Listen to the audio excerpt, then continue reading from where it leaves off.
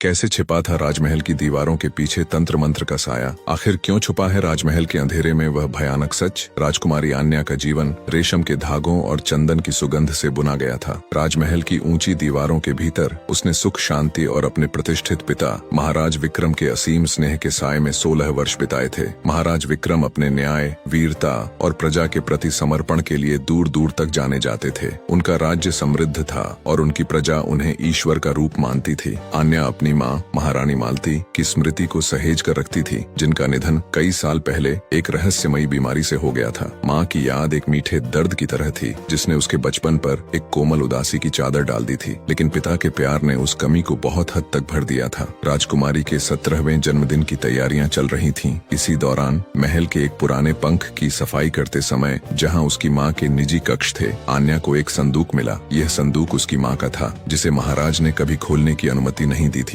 जिज्ञासावश आन्या ने एक पुरानी कुंजी से उसे खोला। भीतर रेशमी कपड़ों और सूखे फूलों के बीच एक चमड़े की पुरानी डायरी मिली। उसकी माँ की लिखावट शुरू में प्रेमपूर्ण और खुश थी, लेकिन जैसे जैसे पन्ने पलटते गए, लिखावट में डर, चिंता और अंत में हताशा स्पष्ट होती गई। डायरी में महारानी ने कुछ अजीब घटनाओं का जिक्र किया था। महल में एक नए गुप्त अतिथि का आगमन, एक वृद्ध, आंखों में भयानक चमक वाला व्यक्ति जिसे राजा ने उच्च सम्मान दिया था, कुछ रातें, भयानक मंत्रों और अजीब गंधों का आना, राजा के व्यवहार में बदलाव, अचानक उनका ठंडा और दूर हो जाना, और अंत में एक ऐसी बात का जिक्र जिसने आन्या के पैरों तले जमीन खींच ली। उन्होंने बात की है बलि की, अमृता के लिए, और उन्होंने मुझे चुना है। विक्रम, तुम यह कैसे कर सकते हो? अगले कुछ पन्ने आधे लिखे हुए थे, अस्पष्ट थे, जैसे जल्दबाजी या आतंक में लिखे गए हों। अंतिम पन्ना एक भयानक वाक्य पर समाप्त हुआ, वे आ रहे हैं, कक्ष अंधकार, मुझे बचना होगा। आन्या का दिल जोर से धड़क रहा था। यह बीमारी नहीं थी, उसकी माँ की मृत्यु एक रहस्य थी, और इस रहस्य में उसके प्यारे पिता का नाम शामिल था। डायरी में जिस रहस्यमय अतिथि का जिक्र था, उसके बारे में आन्या ने महल के सबसे पुराने पुस्तकालय में खोजबीन शुरू की। उसे प्राचीन ग्रंथों में एक तांत्रिक का उल्लेख मिला, गुरु महाकाल, जिसका नाम शक्ति, अमृता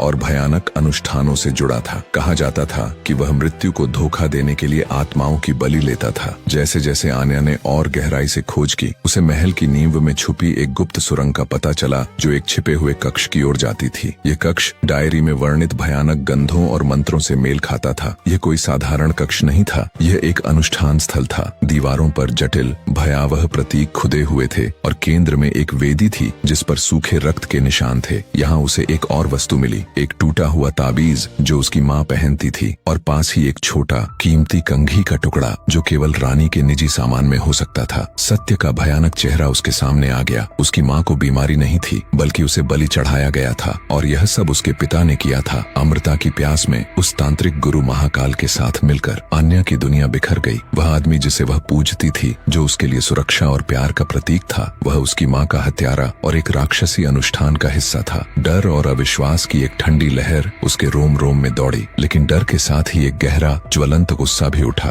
उसकी माँ के साथ जो हुआ वह अक्षम्य था। उसके भीतर एक भयानक युद्ध शुरू हो गया। एक ओर वह बेटी थी जो अपने पिता से प्यार करना चाहती थी, उसके महान होने की छवि को बनाए रखना चाहती थी। दूसरी ओर वह न्याय चाहने वाली राजकुमारी थी, जो अपनी माँ की हत्या का बदला लेना चाहती थी, और ऐसे क्रूर विश्वासघात के लिए अपराधी को रोकना चाहती थी। पिताजी, उन्होंने ऐसा कैसे किया? यह प्रश्न एक कांटे की तरह उसके गले में अटक गया। वह उन्हें एक राक्षस के रूप में नहीं देखना चाहती थी, लेकिन सबूत चीख चीख कर सत्य बता रहे थे। उसने चुपके से अपने पिता और उस तांत्रिक पर नजर रखनी शुरू की। उसने देखा कि गुरु महाकाल अभी भी महल में गुप्त रूप से रह रहा था, राजा के साथ रात में मिलता था। उनकी बातचीत अस्पष्ट थी, लेकिन आन्या ने चक्र पूरा करने और अंतिम चरण जैसे शब्द सुने। इसका मतलब था कि अनुष्ठान अभी खत्म नहीं हुआ था, शायद और बलि की आवश्यकता थी। आन्या को एहसास हुआ कि उसे कार्रवाई करनी होगी, केवल अपनी माँ के लिए नहीं, बल्कि अपने राज्य के लिए भी। अगर उसके पिता अमृता के लिए अपनी रानी की बलि दे सकते थे, तो वे और क्या कर सकते थे? लेकिन वह किससे मदद मांगती? महल में हर कोई राजा के प्रति वफादार था, उनकी महानता पर विश्वास करता था। अगर उसने किसी को बताया तो उसे पागल समझा जा सकता था, या इससे भी बदतर उसे चुप करा दिया जाता। उसे यह लड़ाई अकेले लड़नी थी। उसने पुरानी डायरी और गुप्त कक्ष में मिले प्रतीकों का अध्ययन किया। उसने तांत्रिक अनुष्ठानों के बारे में और सीखा। उसे पता चला कि गुरु महाकाल की शक्ति एक प्राचीन कलाकृति से बंधी हुई थी, जिसे जीवन का दर्पण कहा जाता था, जो अनुष्ठान कक्ष के केंद्र में रखी थी। इसे नष्ट करने से तांत्रिक की शक्ति टूट सकती थी, और शायद अमृता का अनुष्ठान भी। अब इंतजार करने का समय नहीं था। आन्या को पता चला कि अगले चंद्र चक्र की रात को अंतिम अनुष्ठान होने वाला है। यही उसका एकमात्र मौका था। उसने खुद को मानसिक और भावनात्मक रूप से तैयार किया। उसे अपने पिता का सामना करना था, उस व्यक्ति का जिसने उसे जीवन दिया और जिसने उसकी माँ का जीवन ले लिया। यह विचार मात्र से ही उसका दिल फट रहा था। नियुक्त रात को जब महल सो रहा था, आन्या गुप्त सुरंग के रास्ते अनुष्ठान कक्ष में गई। अंदर की हवा भारी और ठंडी थी, बिजली की तरह कड़कड़ाती हुई। गुरु महाकाल वेदी के सामने बैठा था। उसकी आंखें बंद थीं और वह भयानक मंत्र जाप कर रहा था। बीच में कांच का एक बड़ा अंधेरा दर्पण चमक रहा था, जीवन का दर्पण, और उसके पास उसके पिता महाराज विक्रम बैठे थे। उनकी आंखों में एक अजीब भूखी चमक थी। वह स्नेही पिता नहीं था जिसे वह जानती थी। यह एक सत्ता का भूखा प्राणी था। कौन है वहाँ? गुरु महाकाल ने आंखें खोली। उनकी भयानक पुतलियां आन्या पर टिक गईं। महाराज विक्रम चौंक गए। आन्या, तुम यहाँ क्या कर रही हो? उनके स्वर में आश्चर्य था, लेकिन कोई पश्चाताप नहीं। आन्या आगे बढ़ी। उसके हाथ में माँ की डायरी थी। मैं सत्य जानने आई हूँ पिताजी, माँ के सत्य को। महाराज का चेहरा सख्त हो गया। सत्य? तुम क्या बात कर रही हो? मुझे सब पता है, आन्या ने कांपते हुए कहा, लेकिन उसकी आवाज दृढ़ थी। माँ की मृत्यु, बलि, अमृता, आप और ये तांत्रिक। गुरु महाकाल हंसा, एक सूखी कर्कश हंसी। बड़ी बहादुर लड़की, अपनी माँ की तरह, लेकिन उसकी नियति वही होगी जो उसकी माँ की थी। महाराज। महाराज विक्रम खड़े हो गए। उनके चेहरे पर पिता का स्नेह का कोई निशान नहीं था, केवल लालच और क्रूरता थी। आन्या, तुम्हें समझना चाहिए, यह राज्य के लिए था। मुझे अमृता की आवश्यकता है ताकि मैं हमेशा इसकी रक्षा कर सकूं। तुम्हारी माँ का बलिदान आवश्यक था। आवश्यक? आन्या चिल्लाई। उसके भीतर का दर्द और गुस्सा उबल पड़ा। आपने एक निर्दोष जीवन ले लिया, अपनी पत्नी का। यह रक्षा नहीं है, यह दानवता है। तुम बच्चा हो। महाराज ने कहा, तुम नहीं समझती शक्ति और शासन की कीमत। गुरु महाकाल ने हाथ उठाया और हवा में काले धुएं के बवंडर बनने लगे। यह व्यर्थ की बात है महाराज। या तो आप अपनी बेटी को चुप कराएंगे या मैं। आन्या जानती थी कि बहस करने का कोई फायदा नहीं। उसके पिता खो चुके थे। वह सत्ता और स्वार्थ के राक्षस बन गए थे। युद्ध केवल बाहर नहीं था, वह उसके भीतर भी था। उस आदमी से लड़ना जो उसका खून था, जिसे उसने प्यार किया था। उसने चीखने की बजाय अपनी सारी हिम्मत बटोरी और जीवन का दर्पण की ओर दौड़ी। गुरु महाकाल ने एक काली ऊर्जा का गोला उसकी ओर फेंका। आन्या ने छलांग लगाई, बच गई और वेदी तक पहुंच गई। महाराज विक्रम ने उसे रोकने की कोशिश की, लेकिन आन्या ने उन्हें धक्का दिया। तुम मुझे नहीं रोक सकते, आन्या ने चिल्लाया। उसके आंसू बह रहे थे। आपने माँ को मुझसे छीना, मैं आपको और किसी को नुकसान नहीं पहुंचाने दूंगी। उसने अपनी पूरी ताकत से दर्पण पर वार किया। यह एक शक्तिशाली कलाकृति थी, लेकिन आन्या के वार में उसकी माँ के प्रति प्रेम और उसके पिता के प्रति घृणा की सारी शक्ति केंद्रित थी। कांच में दरारें पड़ने लगीं। गुरु महाकाल जोर से चिल्लाया, नहीं, मेरी शक्ति। महाराज विक्रम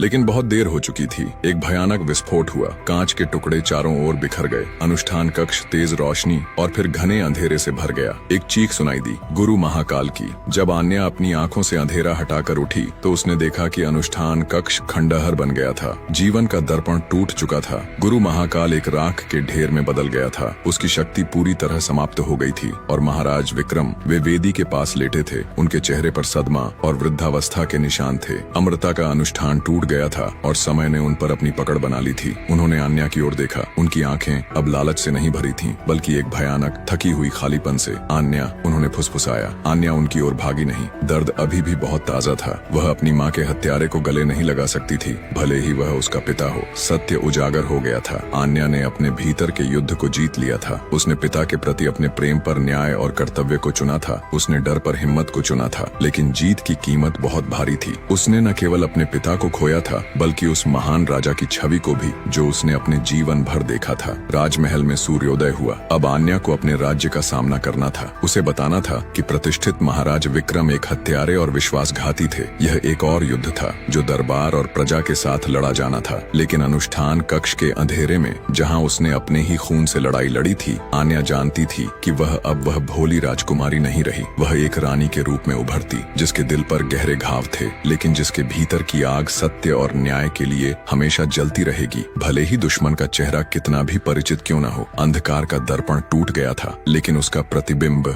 आन्या की आत्मा पर हमेशा के लिए अंकित हो गया था। अपने छोटे भाई को सपोर्ट करे और ज्यादा से ज्यादा लोगों में वीडियो शेयर करे। धन्यवाद।